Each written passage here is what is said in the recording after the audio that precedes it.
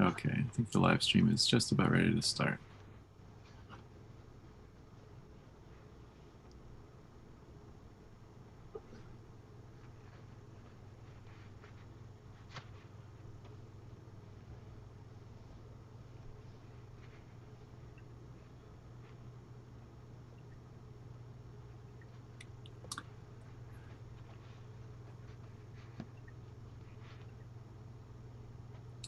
All right, I believe we are live now. So, hello everyone.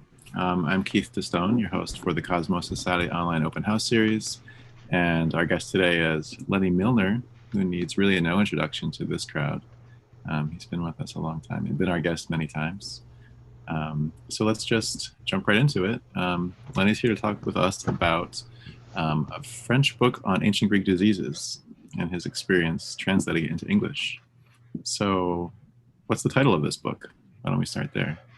So yeah, this book was written in French by a man who was a professor at the École des Hautes Études, I think, but he was Yugoslav by origin. He's a Serbian man named Mirko Gromek, but he lived in Paris, and I once met him. The title in French was Les maladies à l'aube de la civilisation grecque, so diseases at the origins of Greek civilization. And the translation of the volume, and here's the paperback version, is just diseases in the ancient world. Is the cover the same as the original, or is it a new cover? No, it's a new cover. It's very it's pretty. Yeah. It's a big fat book, 458 pages of small print with lots of notes. Yeah. The book, I think, was originally published in the 1980s in French, and then the translation was a revised edition. So that made it difficult because I submit these translations. I translated it with my wife. My wife is a native speaker of French, so she's too shy to come, and I asked her if she wanted to say hello, but she's too shy to want to do it. But it's very important to have a native speaker to ask questions of all the time. So I did the writing in the English, but she was incredibly helpful all the time. And then we also had the book reviewed by, and I asked doctors whom I knew lots of questions. And then the press, Hopkins, is published by Johns Hopkins, which has a big investment in Greek medical historical in the history of medicine. Okay, they've published a lot of books in this area, so it was a natural thing for them to do. Did you say it was a revised edition? It was revised in French, or he translated revised, and well, I would translate things, and then he would revise the text and add new things and stuff like that. So I have to translate them again. What yeah, a process. It was a kind of at times a frustrating process, but it was very interesting. And this is far from my area of competence. Okay, when you all asked me to talk about this, I said, okay, but nobody should think that I'm an expert in historical epidemiology, which is what this book is about. Well, you might be now. Well, only in a second-hand or a third-hand way, right? But I learned a lot from doing it, and even though it's like it's been over 20 years since I worked on this, there are very vivid memories of things that I learned from doing it, which so it was fun in some ways and eye-opening. But the main idea is to figure out what you can understand about the situation in ancient Greece from our point of view. And this guy is an epidemiologist who studies, public health in a massive way. So how can you possibly do such a thing for ancient Greece, where for example, how do you do demography, which is an essential part of epidemiology? You have to know how many people there are and stuff like that. And what evidence do you have about diseases, and how reliable are these things? So it's an eye-opening experience from the point of view, from the intellectual and methodological point of view, but also in terms of what he actually found. But the idea he invented these two basic concepts. I can talk about this for a minute anyway, and you can Yeah, please do. intervene.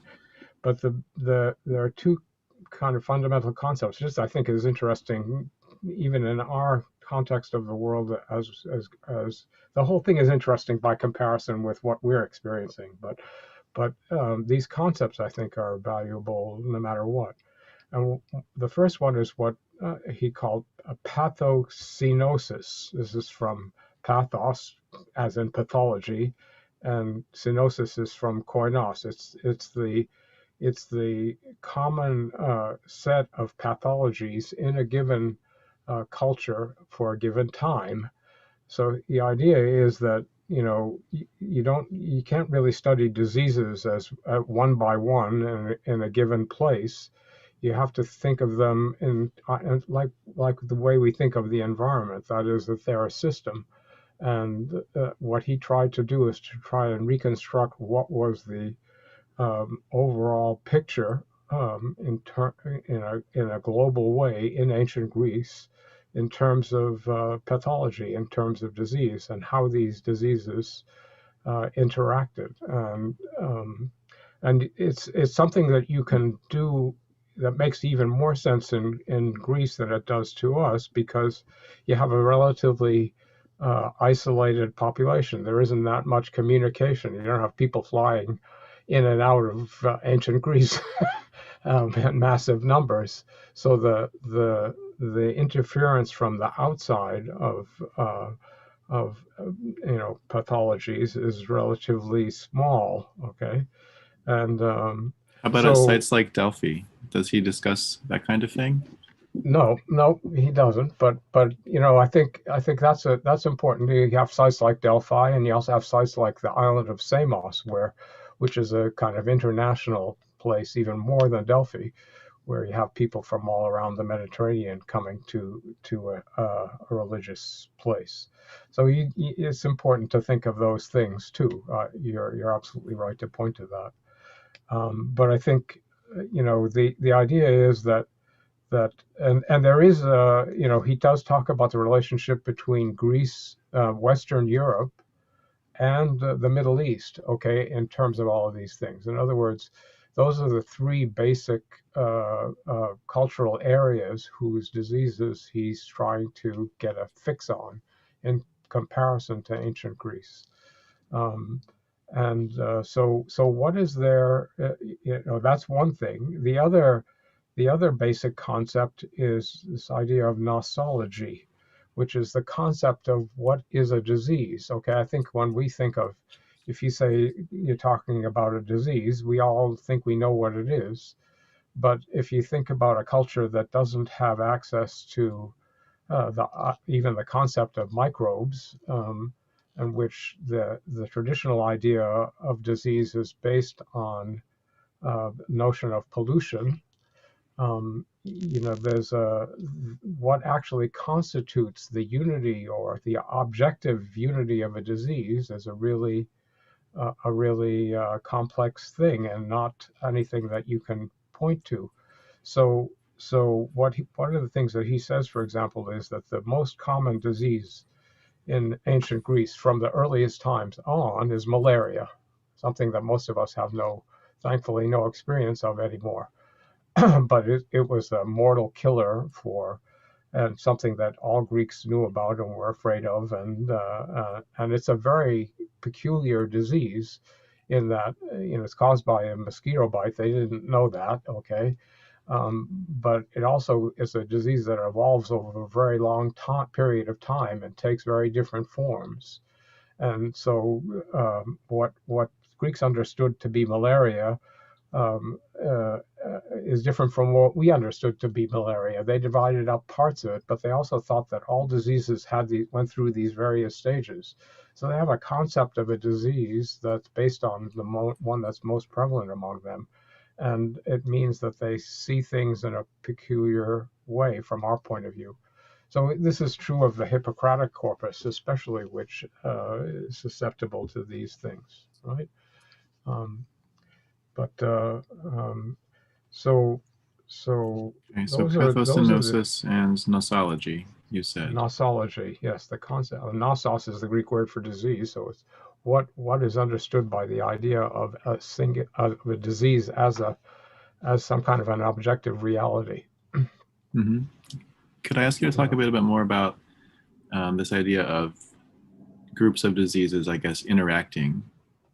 Is it like Yes. one can displace another or provide the Well, conditions for another? Or... yeah. I mean, I think um, here's something that's interesting, is that in if you study a major source of objective evidence about diseases is the study of bones, is a science called osteoarchaeology, which began in the 1950s. So we're talking about recent technology.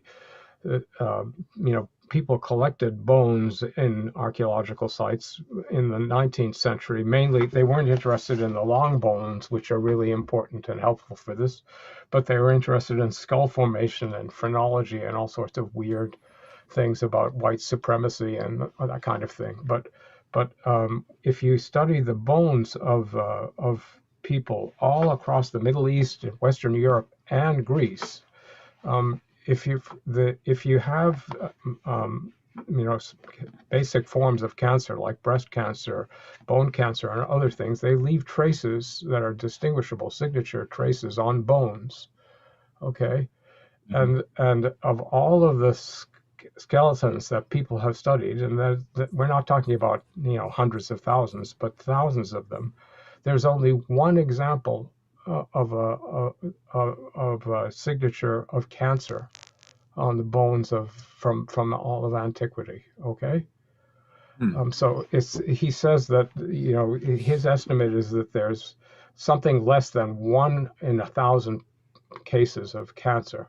Okay, in detectable from the bones in all of these places. Okay, so that's not a thing that's interacting with people, and it becomes a for us, it's the major diseases are clearly heart disease, cancer. We all know what they are, right? And those are the things that are working on. So are part of our daily life. But in antiquity, the diseases that these are diseases. If the reason you probably don't have cancer is that cancer is environmental, to an important extent, but also people didn't live long enough to get cancer and die of it. Okay, Hmm. I mean, there are obviously forms of cancer for children in children and stuff like that, and there was a huge amount of infant mortality in antiquity, much more than there is nowadays. But but if you think in these terms comparatively, you can see that what's happening with the way that diseases interact is that the presence and the absence of diseases is important for understanding what's going to take people away before they get diseases, and Hmm. which ones supervene, which ones are recessive, and which ones are dominant, and so forth in the biosphere of ancient Greece. Um, does that help you to understand what he means by how they interact? In other words, the prevalent diseases are tuberculosis, malaria, forms of that, since you have no protection against infection. Okay, or bacterial infections like that come from bad food or bad water. There's a lot of susceptibility to those kinds of diseases. But you don't have cancer, and you don't have the other thing that he says is that most of the viral diseases that are common in our time, like polio, okay, or COVID, or measles and mumps and stuff like that. There's apparently only one example that may be a case of polio that you can, because polio again leaves signatures on bones. There's only one example in that may be poliomyelitis, okay? And so these viral diseases require a kind of demographic concentration that you don't see in Greece, okay? I wrote down some of the figures. These things are really surprising, and unless somebody tells you these things, you don't know them. But hold on, I'll give you some of the statistics. Are you interested in this? Yeah, definitely. But just thinking about your last Yeah. point. So I guess your Yeah. food can get Yeah. spoiled anywhere, whether you're one Yes, person living exactly. alone as a shepherd or Yep. something, or whether you're living in a city. But yeah, Yeah, viruses. you don't I have mean, refrigeration. You don't have the notion of a disease here. Let me see if I can find this thing. Hold on. Demographic density of several regions during the Bronze Age. Okay. Um, the three numbers indicating successively the situation during the early, middle, and late Bronze Ages. In Crete, 9, 26, and 31 people per square kilometer. In Messenia, 8, 46, and 63. This is in the southern Peloponnesus. In the Cyclades, the islands, 14, 8, and 12 per square kilometer. In Laconia, which is the area around Sparta, 7.5, 8, and 14. These are really not. There are not many people. If you're talking about 25 people in a square kilometer, that's small, right? The population of Crete increased from around 75,000 in the early Bronze Age to 250,000 in the late, and Messenia jumped from 23,000 to 178,000, while Laconia went from 26 to 50,000, and the Cyclades decreased from 34 to 29.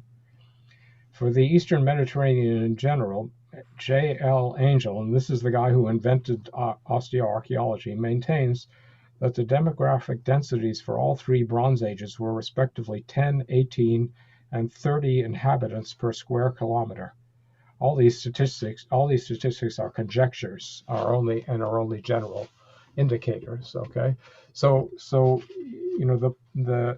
apparently, in order to have outbreaks of measles and stuff like that, and these viral diseases, you need to have population density of a certain degree, okay, and you don't have that.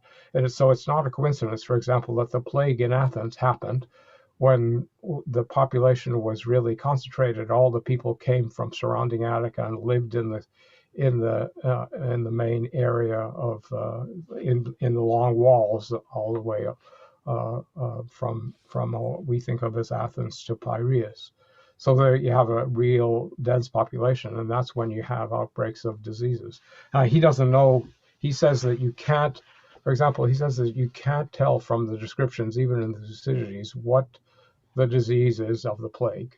Okay, it just the concept don't match up to any known pathology, and people try to sort of force it into various things.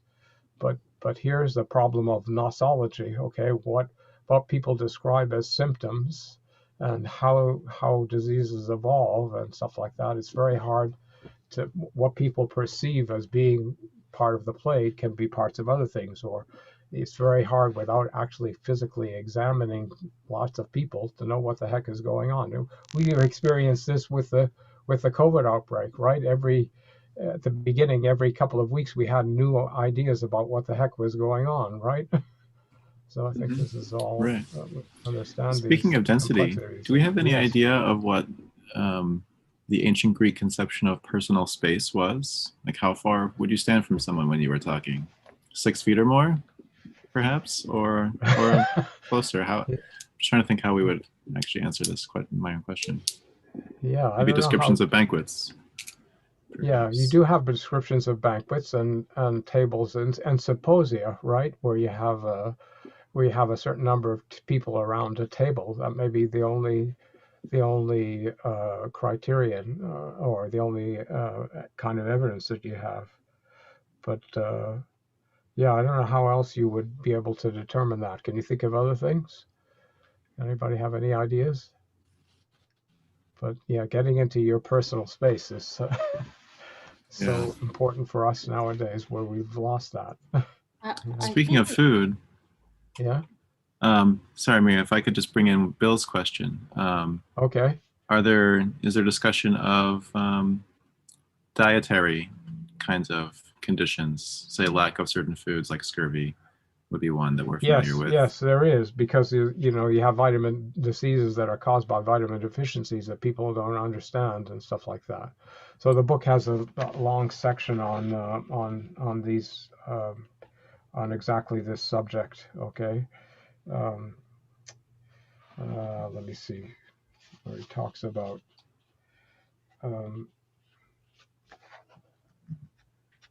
Yeah, I can't put my finger on it, of course, but there is a whole discussion of there are reports in Hippocratic corpus of diseases that are clearly caused by vitamin B deficiency, vitamin C, and they don't know what to do. Okay, one thing that's interesting is that he makes it very clear that there is no the demographic statistics are interesting also in terms of life expectancy. Can I tell you about that a little bit? Yeah, and is there information about the classical age? Yes, exactly. So that's where it becomes interesting, because hold on, I wrote down some notes here. So what you can't talk about life expectancy. You can only talk about the age of people at death. By studying their bones, you can kind of figure out the sutures, for example, in the skull are changed depending upon the age of a person, okay, and stuff like that. So they can determine the age of people at death, okay, which you don't have the kind of statistics to determine how long people will live. Hold on, let me find this. So he says,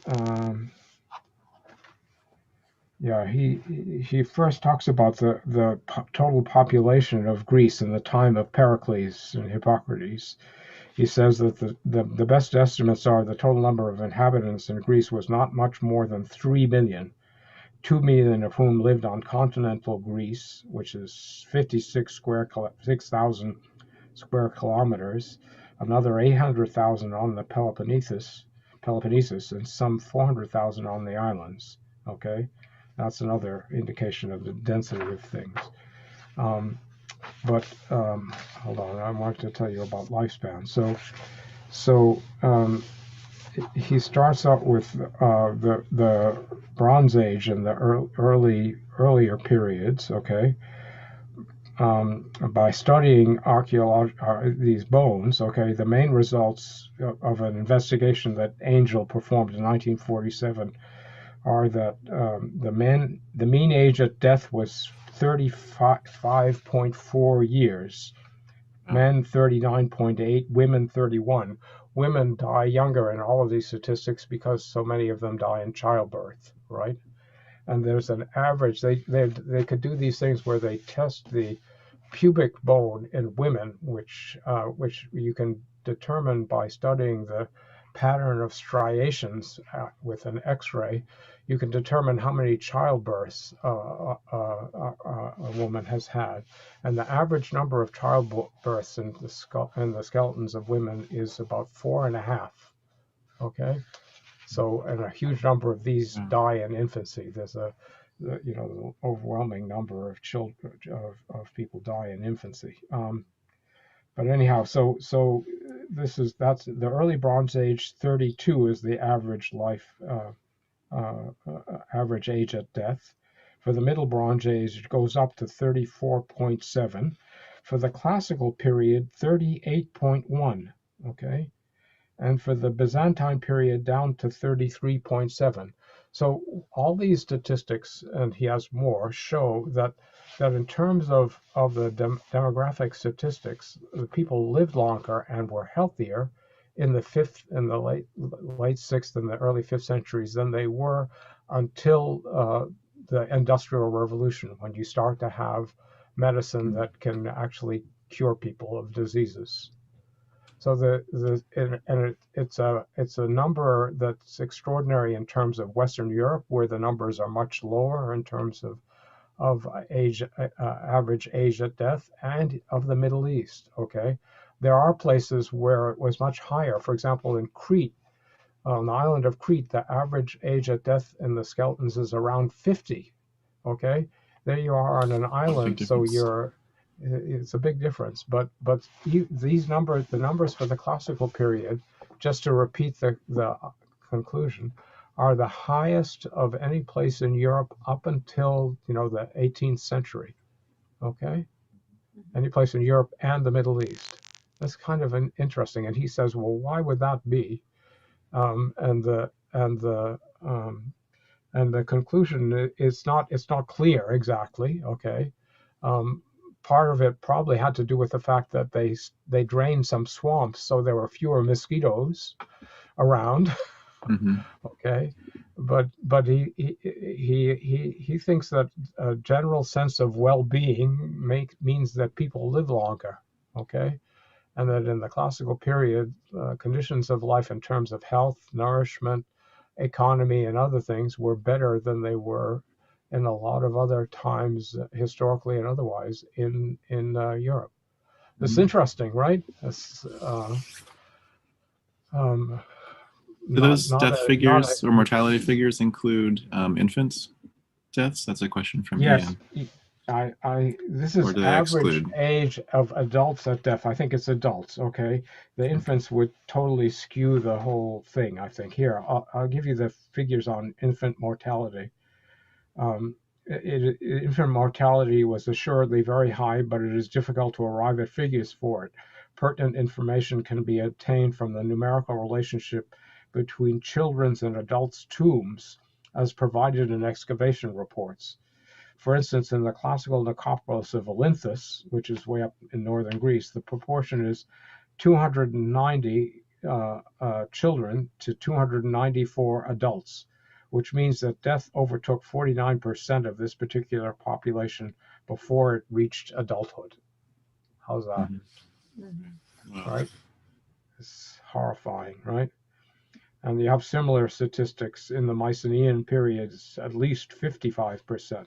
Okay, and Angel states that an examination of 30 prepubescent skeletons of various dates allowed Angel to state that more than half of the young persons did not live beyond the age of 5.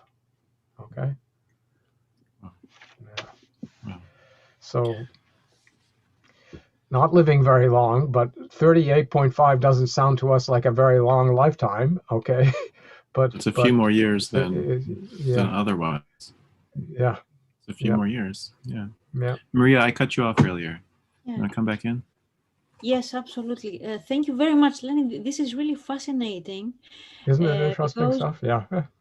Because during the outbreak of COVID-19, we heard so many things about pandemics in the past. Of course, we heard about the description of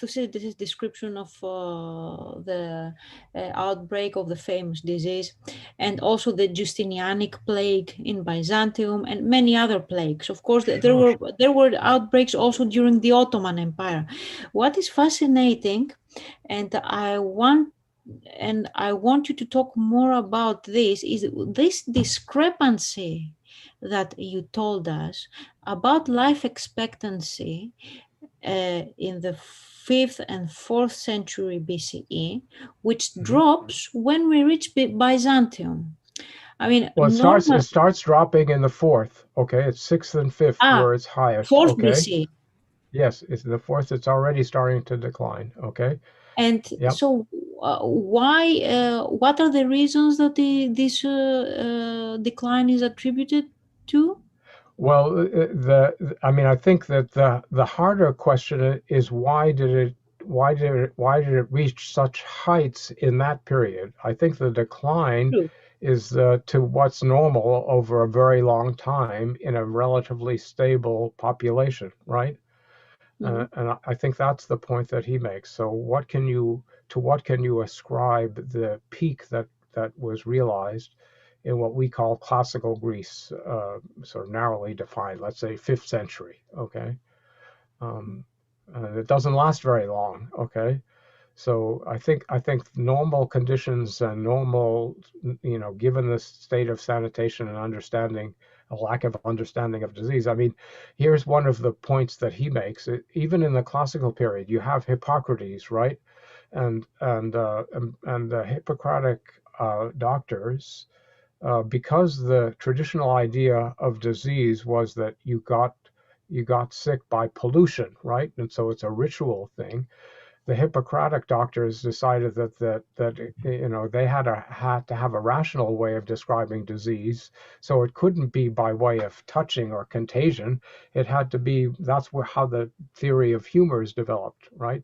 So you have a kind of homeostasis among the various elements of the human body, which is a very bad, it doesn't work at all, and that gave them no ability to cure anybody of anything, okay?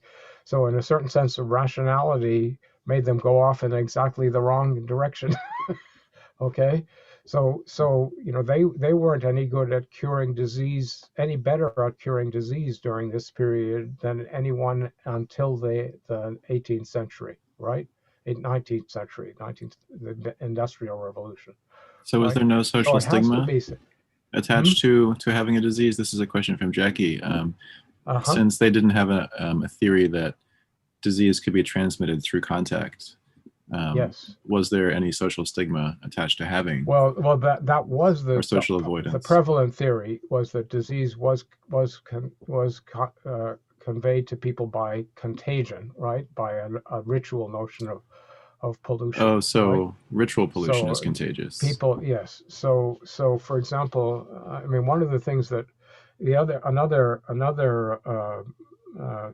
subject that comes up in this book is leprosy, for which there's a word in Greece, but it's clear. Here's another interesting example. It's clear that from the descriptions in the Hippocratic corpus, the disease that's described by this word lepra in the Hippocratic text has nothing to do with leprosy as we understand it. It's a kind of a skin infection, okay? But there was a place where people with this infection was confined. Lepreon is where it's called in the Peloponnesus, and where people were confined and put together to heal from it. But so that's the closest thing to a stigma being associated, because there's some disfiguration of the skin, okay? But the kind of horrible disfiguration that we associate with leprosy doesn't seem to have been part of the disease as it was happening and what's identified as leprosy in ancient Greece, okay?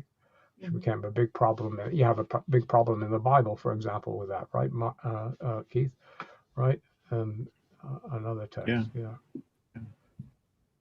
So I don't, this book doesn't talk about social stigma for disease. I think if you think about the life expectancy, the expectancy of how long people lived and how and their susceptibility to disease, it reminds me of that. There's a wonderful passage in the Mahabharata where the hero talks to his father, who's the principal of Dharma, and asks him these riddles. And one of them is, how is it that human beings, considering that death is all around them, actually have any ability to thrive and continue being alive, right? This is if you think of 50% mortality of all people, and of the people only living to age 39 and 40,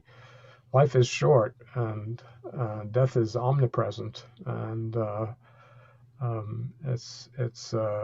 it would be hard to stigmatize disease as such until you have any kind of control over it. It would seem to me. I don't know, but what do you think?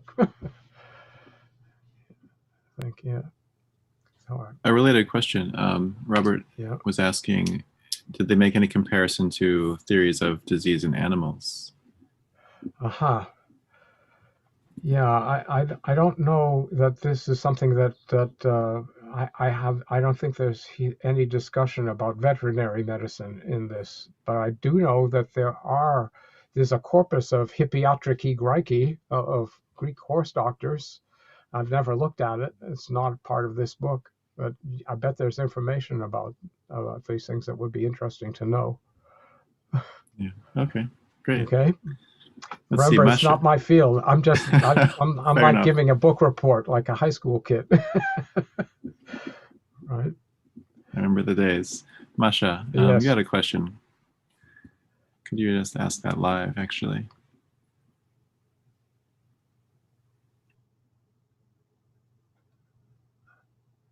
I can't hear you, Masha.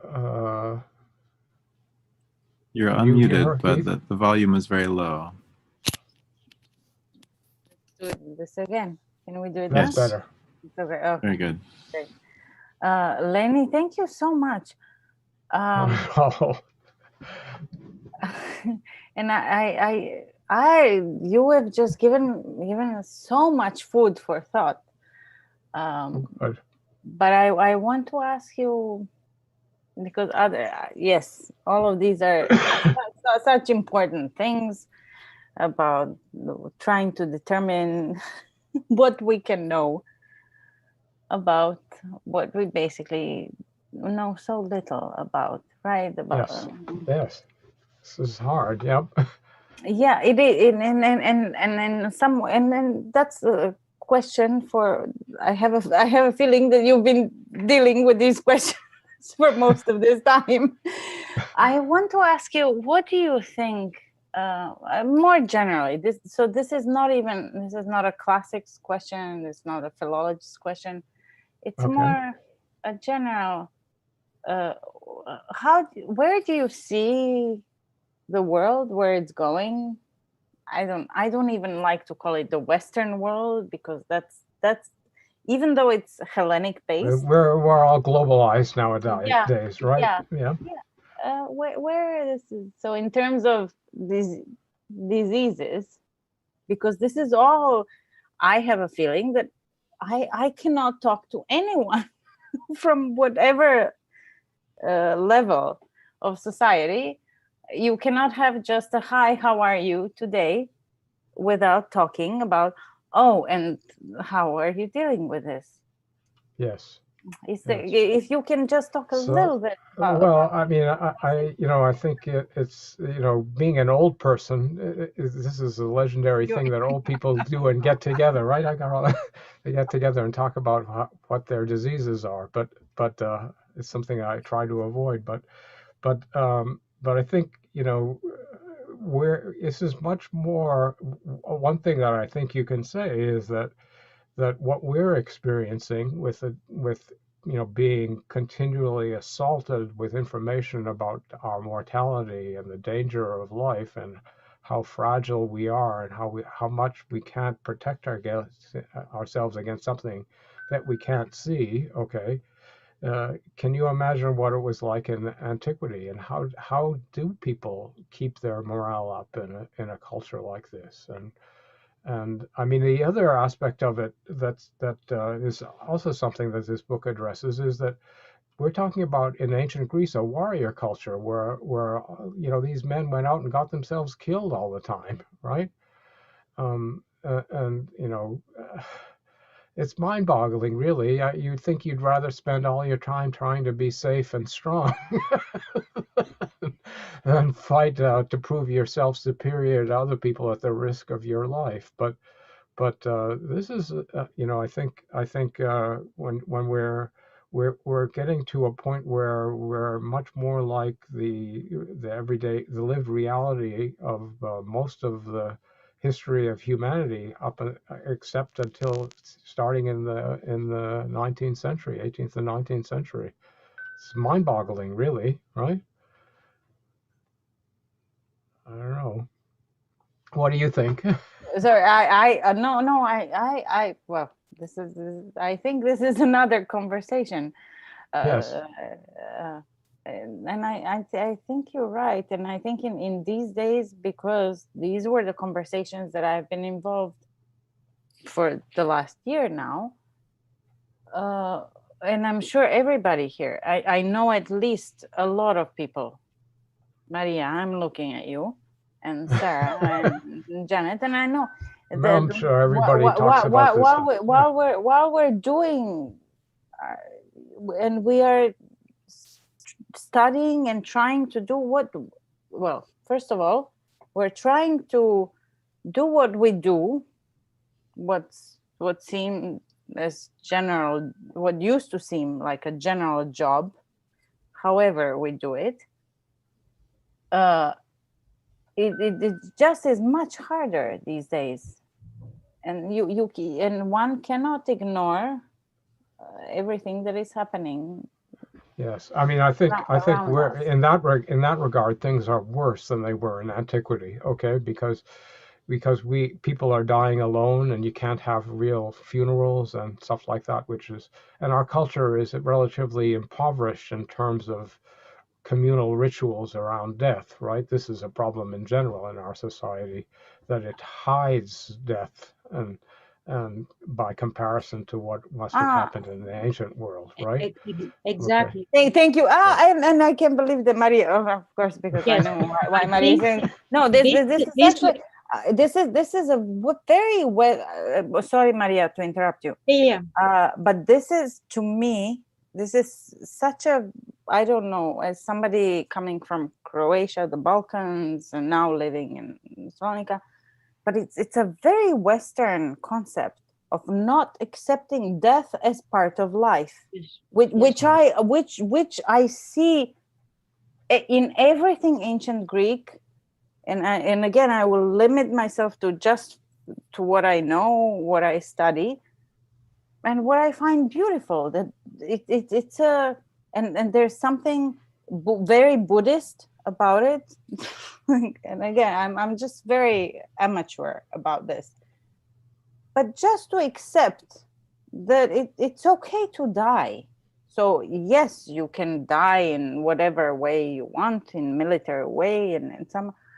But I think the Western culture really has a problem with dying. Yeah. And this is also the so now we're getting into a pandemic. I'm not a scientist, I'm not an epidemiologist, even though my both of my parents are engineers, so they know when we talk about all the time what is going on and which vaccine is the best and how does it work. But I think the ultimate problem is to realize that at some point, it's okay to die. It's okay, and then you can choose the way you want to die, but just this not wish to die, but the understanding that everything comes and goes. This is how, and I think this is why we have problem with the global, with the environmental issues, because we don't understand how. Yeah. I think Ellen has her hand up and wants to say something about this. No. Right, Ellen? I don't want to say something about this, even if it's very interesting about the concept of death. Yes, accepting death. I totally agree with Masha. But I was just wondering, does the author mention Homeric poetry and the plague? And yes, since this is a subject that I do know something about, this is very interesting what he has to say about the Homeric. He has a long discussion of the way wounds are described in the Iliad. Okay, we've all experienced this, right? Where you have in the battle books where you have people being killed, and you have an anatomically precise detail about where the weapons go and how they die.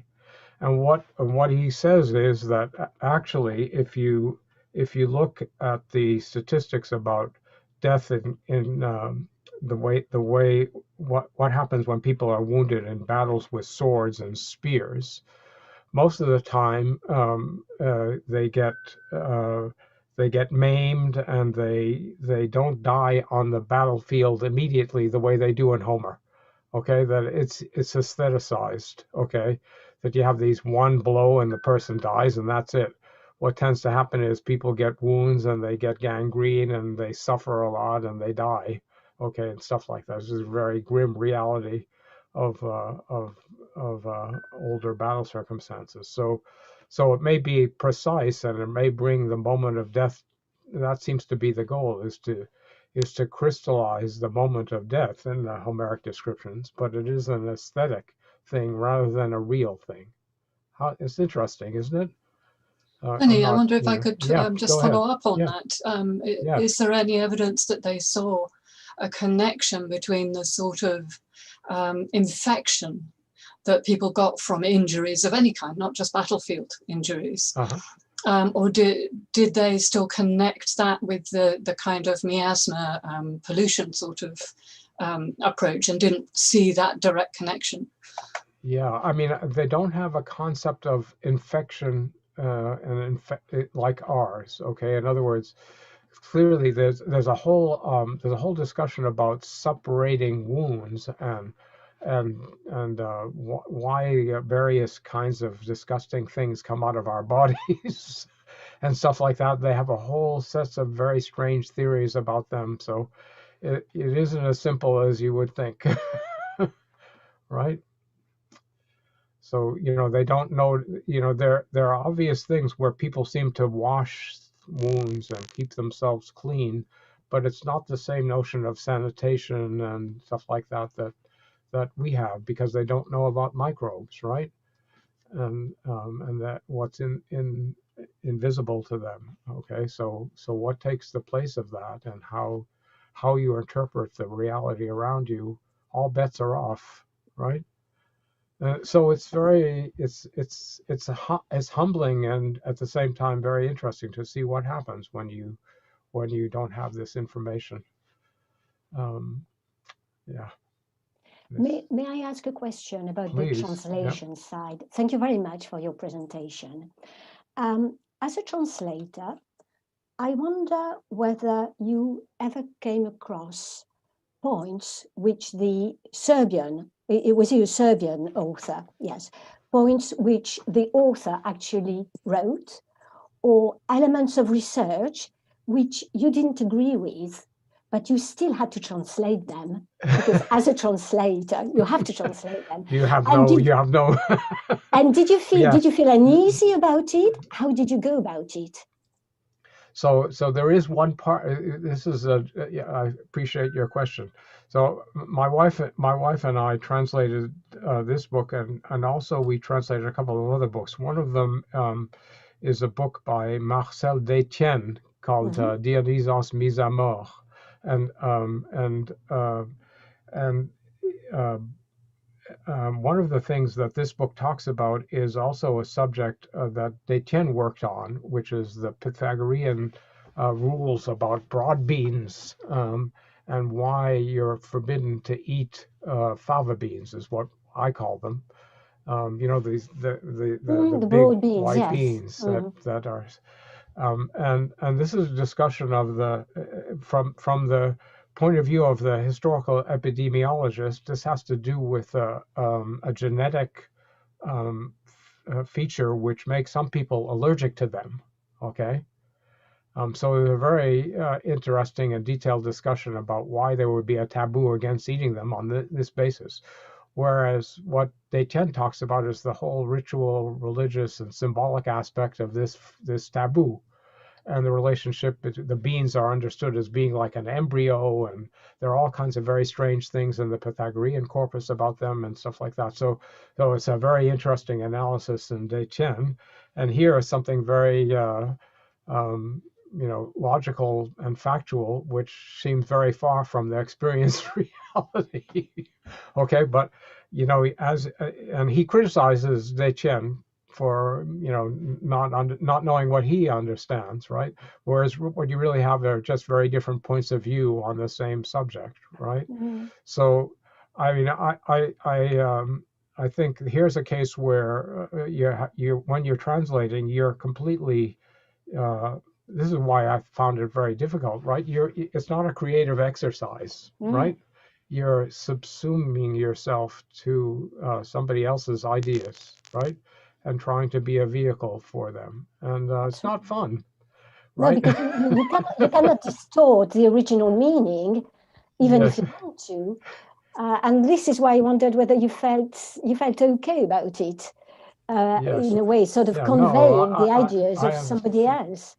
Yeah, I mean, you know, I don't think I didn't feel in this particular case it's not so much a moral issue as an intellectual issue of sort of a disconnect between ways of looking at something, right? And but the book ends. I should say this is a fun, kind of fun part. There's the last chapter of the book is a dialogue of the author with a philologist. I can't remember who it is. They're talking about a whole bunch of actual cases, and the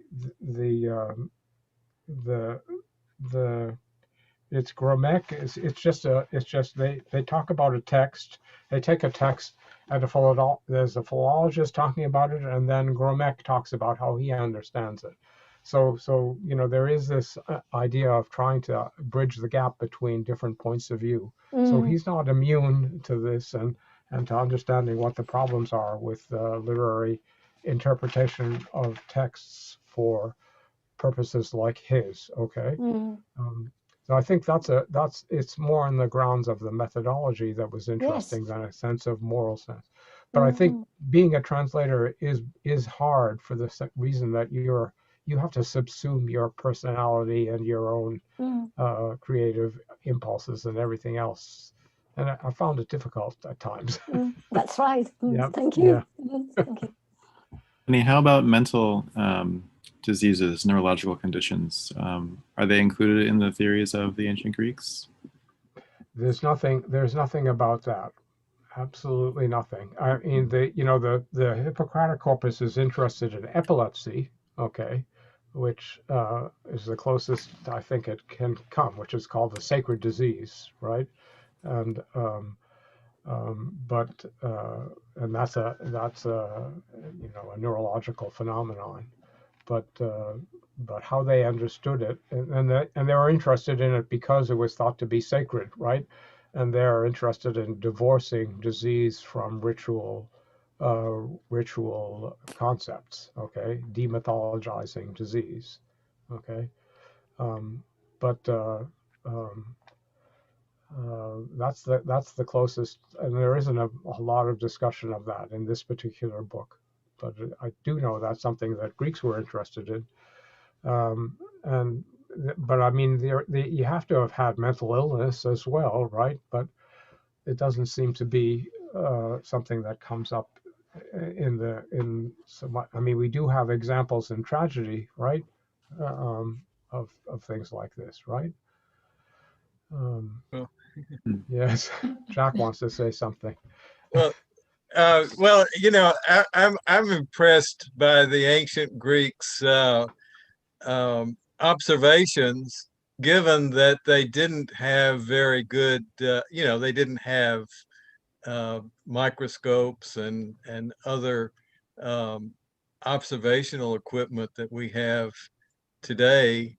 They were so good at healing wounds in the battlefield. So you know, we were looking at these fragments of Alcmaeon, presumably a student of Pythagoras. Maybe he's wrong, but there does seem to be quite a lot of observation that went into his hypotheses. Yes, I mean, the Gromek does a lot of complimenting the Hippocratic doctors on their ability to observe. Okay, that's the one thing that they excel at. Okay, but the problem there persists, which is trying to get a notion of what a disease is from the description of symptoms, right? Because the concept of disease comes into play, and what's related to one thing is related to which thing is related to the other. Okay, so you have a pain over here.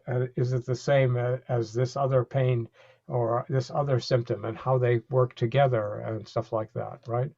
So without having access to the kinds of microscopic and other information that we have, they had to guess, right? Okay, so yeah. But I he think the says that doctors are still guessing. yes, and it makes it very difficult. I mean, there is a chapter in this book devoted to something called black water fever, which is a very strange sort of thing, and it's described as a separate disease. But he shows that it's a special case of a certain kind of malaria, if I remember correctly. Okay, and they thought it was something totally unrelated. Okay. So these are people who are living with malaria all the time, right? So you can see how difficult this is. It occurred to me. I'm sorry if I want just one more thing. Well, Philoctetes, was banished or left on a deserted island, right. According to the myth. The underlying story may have been a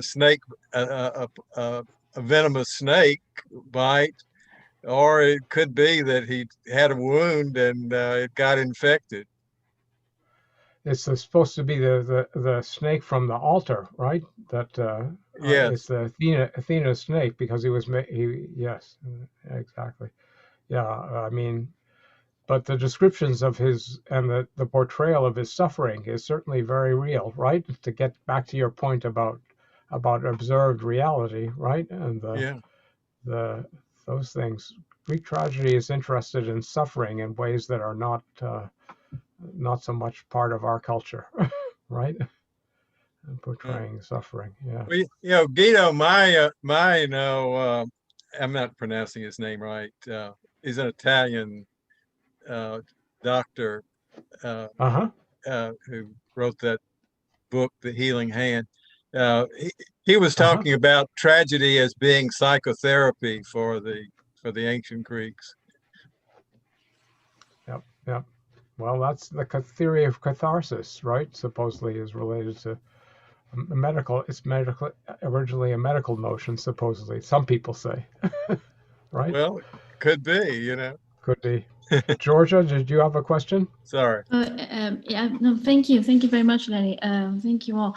Back to Keith's comment about distance and space in ancient Greek world. I mean, the visual art can help us in that, although the density of the medium can be, let's say, deceiving. But then again, you have these couches and this idea of people drinking together, reciting, singing, and then even afterwards, the processions, exactly what is forbidden in our days because of the proximity. Because if you go out and knock on the door to lure somebody out, you're very close. So I think we have an idea that they were living really close. The question about the mental illness is a very interesting one, since we can never have archaeological evidence for such illnesses. So I think, as you mentioned, it existed. They knew about it. There isn't even grappe or adeke paranoias.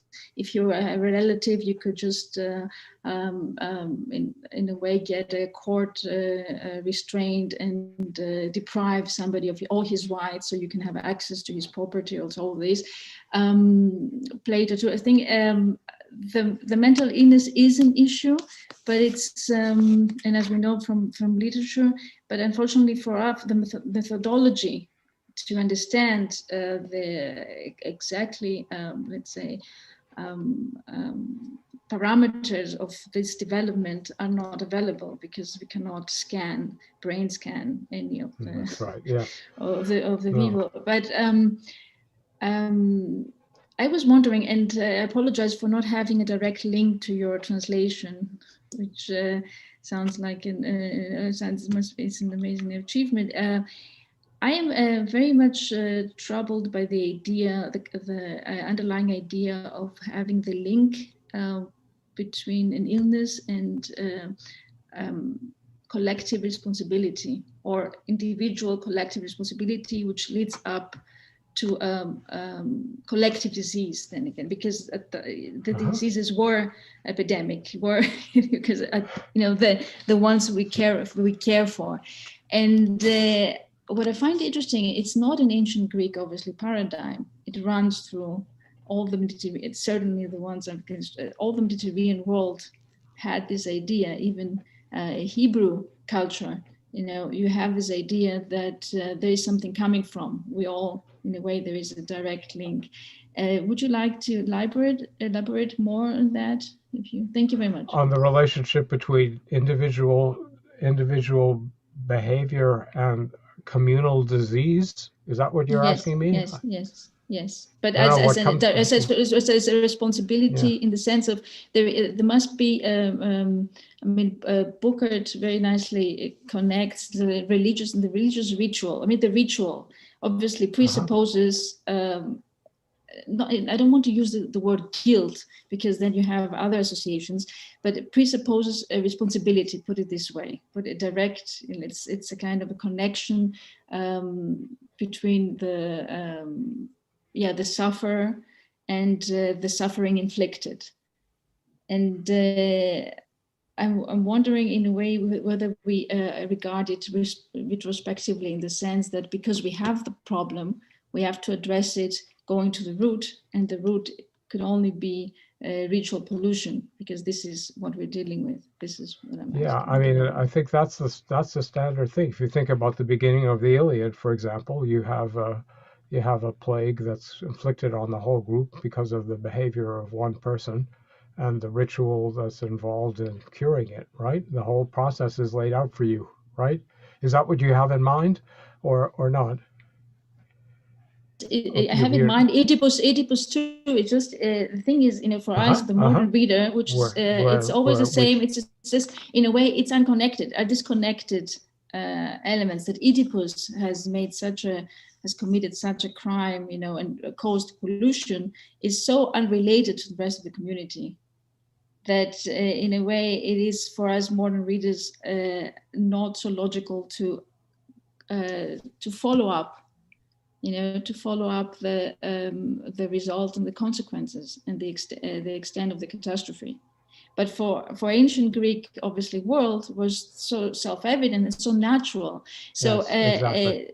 So again, I think it's perhaps I would like you to pacify me in the thought that collectivity is so a basic element that in a way everything affects the whole, in a way that's sort of the or another way of looking at it is that modern Western societies anyway are very individualistic and tend to discount the role of the community in terms of their needs and functions as well as consequences, right? So yes, thank you. We tend to do that to an excessive amount compared to Greeks anyway, and other cultures. Yeah. May I just weigh in on that, because now this is really very thought-provoking in many senses. Is what just Lenny said about ancient Greeks had a different sense, and of course ancient people had a different sense of responsibility, and we also should take into account that Oedipus is not any person. He is the king of a community, so it's the head of the community. So we see that also, but in a slightly different way in the Old Testament. For example, when the Egyptian king said, I'm going, to kill all the firstborn of the Hebrews. This is twisted. The Hebrews. Yes, exactly. Yep. And in the Old Testament, we see that in a way the king is that what it says becomes like a prophecy against its own people. The Old Testament gives us the first signs of how you should react as a community, and also how to self-isolate as a community. For example, now we are talking about, celebrating Christmas in a bubble, but this bubble has already is there, in the Torah. Like, you should self-isolate and be with the most with the closest relatives that you have. Mm-hmm. So perhaps like for Passover, I guess, like a and household Keith festival. also, Keith, who is also the expert on on this thing. Yeah. What do you think, Keith? Yeah, I mean, I think that fits perfectly with the idea of local and even household festivals. Although the size of households is another question. These would be extended families, so yeah, perhaps not such a small bubble. And nuclear ones, yes. Yep. Yeah, exactly. Yeah. Well, we've gone a little bit over an hour, and I hate to put the brakes on this conversation that has a lot of momentum, but I think we probably should. So thanks, Lenny. Thank you all for all the good questions. It's interesting stuff. Thank you very much for your questions, which are very engaging and helpful. Thank you. Thanks, and thanks to all of you out there for watching.